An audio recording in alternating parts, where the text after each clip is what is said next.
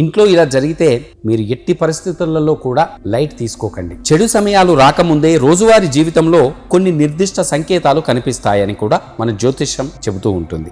అయితే వాటిని చాలా మంది పెద్దగా పట్టించుకోరు. ఈ సంకేతాలు ఆర్థిక ఇబ్బందులు, వ్యక్తిగత కలహాలు లేదా ఇతర ఇబ్బందులను సూచిస్తాయి. కష్ట సమయాలు సమీపిస్తున్నాయని సూచించేందుకు ముందు నుంచే ఇలాంటివి ఇంట్లో శునకాల రూపంలో కనిపిస్తాయని కూడా వాస్తుశాస్త్రం చెబుతోంది. కొన్ని సంఘటనలు, వస్తువులు, సంఖ్యలు శుభ ఫలితాలను లేదా అశుభ ఫలితాలను సూచిస్తాయి. గమనించడం ద్వారా ఇంటిని ఆనందమయంగా, విజయవంతంగా మార్చుకోవచ్చు. ఒక ముఖ్యమైన పని కోసం బయటకు వెళ్ళినప్పుడు నల్లపిల్లి కనబడితే అది చెడు సంకేతంగా భావించాలి. ఇది పనిలో అడ్డంకులు లేదా విఫలమయ్యే అవకాశాన్ని కూడా సూచిస్తుందని నమ్మాలి. అలాంటప్పుడు కొంత సమయం ఆగి మళ్ళీ ప్రయత్నించడం ఎంతో శుభదాయకం కూడా. తీసుకువస్తున్న పాలు ఒలికిపోవడం. హిందూ సాంప్రదాయంలో పాలు ఒలికిపోవడం దురదృష్టంగా చూడాలి. ఇది ఆర్థిక నష్టం లేదా ఇంట్లో కష్టాలు వచ్చే సంకేతంగా భావించాలి. పాలను జాగ్రత్తగా నిర్వహించడం ఈ సమస్యను తప్పించడానికి సహాయపడుతుంది. పాలను తీసుకువస్తున్నప్పుడు కానీ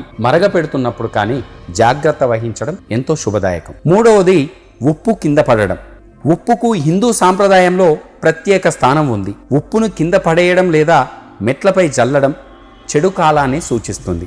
ఇది కుటుంబంలో కలహాలు లేదా ఆర్థిక ఇబ్బందులకు దారితీస్తుందని కూడా భావించాలి. అందుకే ఉప్పును జాగ్రత్తగా మనం కూరల్లో వేసేటప్పుడు కానీ వివిధ సందర్భాల్లో ఉప్పును తీస్తున్నప్పుడు కింద పడిపోకుండా జాగ్రత్తగా తీసుకోవడం అత్యంత శుభదాయకం. లేదా చెడు పర్యవసనాలు దారితీసే అవకాశాలు ఉంటాయి.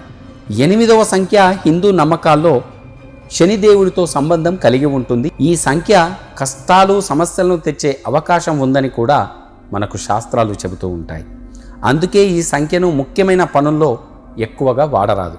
మనం ఏదైనా పని చేస్తున్నప్పుడు 8 సంఖ్య వస్తే దానిని వాయిదా వేసుకోవడం చాలా ఉత్తమం. అందుకే ఎక్కువగా 8 సంఖ్యను మన శాస్త్రంలో వాడరు. అది అశుభ సంఖ్యగా భావించాలి. తదుపరి 13వ సంఖ్య. ఇక 13వ సంఖ్యను చాలా దురదృష్టకరంగా చూడాలి. ఈ నమ్మకం హిందూ సాంప్రదాయంతో పాటు పాశ్చాత్య సంస్కృతంలో కూడా ఉంది.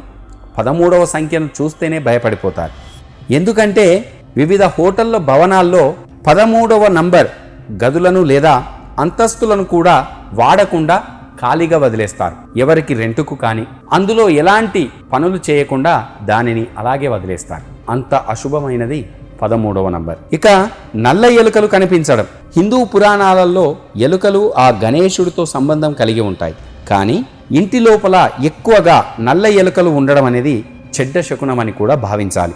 నల్ల ఎలుకలు తరచుగా మీ ఇంట్లోకి ప్రవేశిస్తే అది రాబోయే రోజుల్లో ఆర్థిక నష్టాలు లేదా బాధాకరమైన పరిస్థితుల గురించి హెచ్చరికగా చూడాలి. ఆ నల్ల ఎలుకలు తరచుగా ఇంట్లోకి వస్తూ ఉంటే ఆ విషయాన్ని గ్రహించాలి. తదుపరి తులసి చెట్టు ఎండిపోవడం. హిందూ మతంలో తులసి చెట్టుకు, ఆ మొక్కకు ఎంతో గౌరవంగా చూస్తాం. మరియు ఆ తులసి మొక్క సంపద, శ్రేయస్సు దేవత అయిన ఆ లక్ష్మీదేవి నివాసంగా కూడా నమ్మాలి. ఇంట్లో ఆరోగ్యకరమైన తులసి మొక్క సానుకూలత, శ్రేయస్సును సూచిస్తుంది. అయితే ఎటువంటి కారణం లేకుండా అకస్మాత్తుగా ఎండిపోవడం ప్రారంభిస్తే అది ఆ ఇంట్లో ఆర్థిక ఇబ్బందులు లేదా కష్టాలను సూచించే అశుభ సంకేతంగా నమ్మాలి. ఇంట్లో బల్లులు కొట్లాడుకోవడం. ఈ బల్లులు మతపరమైన ప్రాముఖ్యతను కలిగి ఉంటాయి.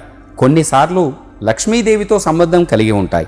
అయితే మీ ఇంటి లోపల బల్లులు పోరాడుతున్నట్టు మీరు చూస్తే గనక దానిని చెడు శకునంగా భావించాలి.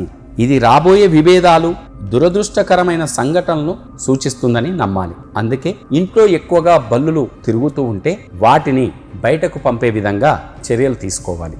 ఇంటి లోపల గబ్బిలాల ఉనికి. ఇంట్లో గబ్బిలాలు కనిపించడం తరచుగా దురదృష్టానికి సంకేతం. సాంప్రదాయ నమ్మకాల ప్రకారం కూడా ఒక గబ్బిలం ఇంట్లోకి ప్రవేశిస్తే అది ఆ కుటుంబ సభ్యుల మధ్య రాబోయే విభేదాలు లేదా వారి మధ్యలో దూరాన్ని సూచిస్తుంది. ఇది ఆ ఇంటి సామరస్యంలో ఆటంకాలకు సూచనంగా పరిగణించాలి. అందుకే గబ్బిలాలు చొచ్చిన ఇంటిని కొద్ది రోజుల పాటు వదిలేస్తూ ఉంటారు కూడా. అందుకే ముఖ్యంగా గబ్బిలాలు వచ్చిన ఇంటిలో ఎవరు కూడా ఉండవద్దని కూడా మన శాస్త్రం చెబుతోంది.